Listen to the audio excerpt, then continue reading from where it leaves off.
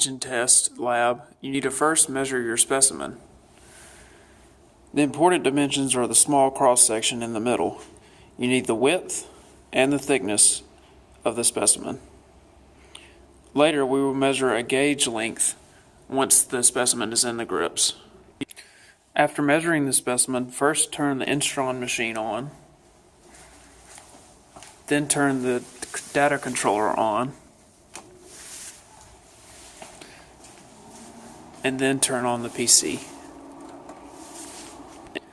After powering everything up, open the BlueHale program on the PC to interface with the Instron testing machine.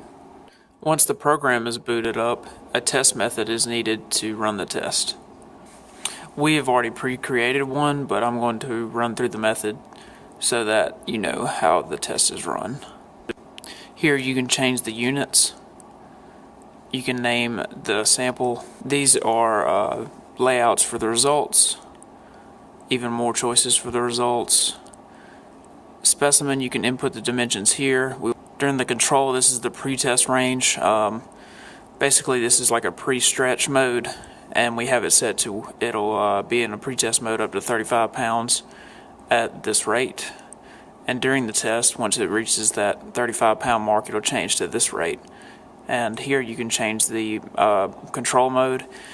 Since we aren't using an extensiometer, we have to use the extension method. The end of test is controlled by a percent of the rate of load. Here we have it set to 60%. If we're using an extensiometer here, we could input that. This is how your results are output. You can change your graph properties. Here you can change your variables that are input into the raw data file. Here, this is where you set where the raw data is saved to and in what file format. Once you have your method set, go back to home. Before running the test, you need to balance out your load cell. Go to calibration, find balance, start. And as you can see, we are now balanced out to about 0 pound force. And hit finish. Once you've calibrated the load cell, go to test. Open up the method you want to use. Here you can set the name of your sample, and this is the location it will save the raw data file to. And hit next. Now that you're in the start test screen, you want to go ahead and mount your specimen in the grips. First, mount the top of the specimen by pushing this against the back plate, like that. And then you want to line up the bottom of the fillet here with the edge of the grips at the top, and then tighten it down. And once you have it tightened down, you can use the jog up and down button to line this bottom portion in the grips, and then tighten that one down as well. Once you have the specimen mounted correctly, as you see here with the fillet at the bottom here, and then the fillet lined up here at the grip, and both of these tightened down, since we're not using an extensiometer, we need to measure a gauge length here, and you'll do that probably using some calipers, and you just measure grip to grip, and that'll be your gauge length. When mounting the specimen, you do induce a small load on the specimen as seen here. But this is okay because this is under the 35-pound pre-test load that we set in our method. Also, you'll notice that the extension here is off from 0. So once you set your specimen in the grips and everything, you'll come over here and hit reset, and that'll set your extension back to 0.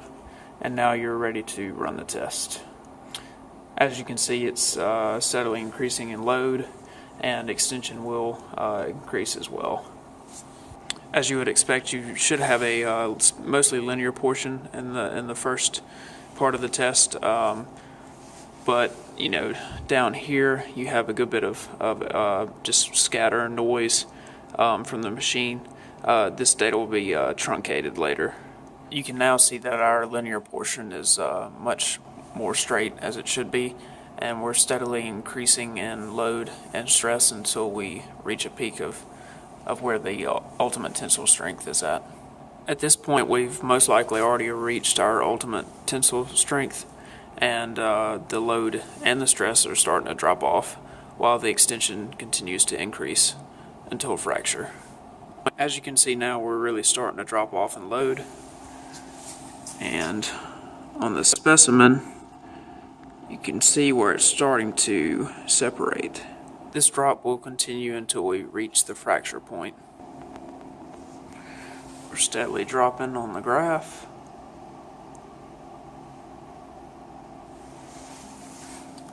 And as you can see here, we're almost at the fracture point.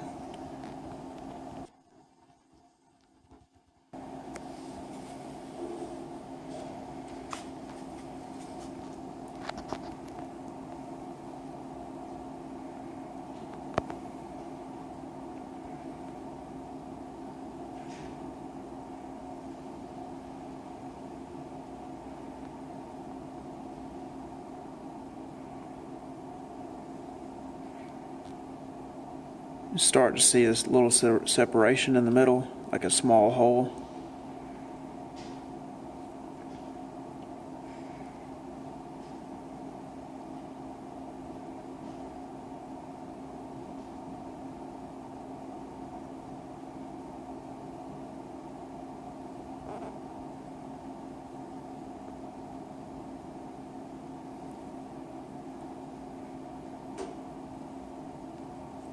That small pop you heard was the fracture point.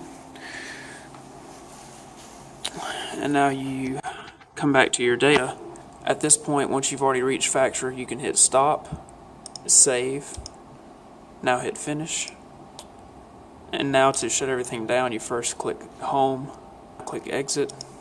Now to shut everything down, you shut it down in the reverse order. Shut down the computer, shut down the controller,